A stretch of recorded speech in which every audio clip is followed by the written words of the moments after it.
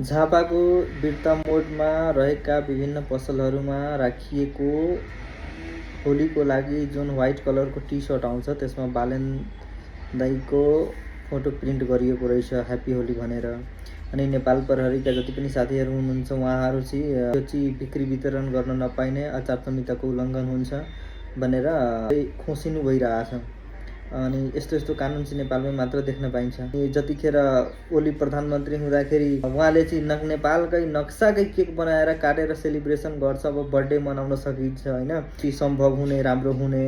अनि एउटा बालेन दाईको तस्बिर लगाएको प्रिन्ट गरिएको टी सर्ट बेच्दाखेरि चाहिँ उल्लङ्घन हुने, हामी त्यस्तोलाई चाहिँ कारबाही गर्छौँ, बेच्न पाउनु हुँदैन जेन तेन भनेर यति नियम कानुन आउँछ होइन। अनि जतिखेर प्रधानमन्त्रीले नेपालको नक्साकै केक काटेर खाएपछि त्यति बेला चाहिँ केही पनि लाग्दैन, प्रधानमन्त्री जे पनि गर्न पाइन्छ भनेर छुट दिया हो कि के हो।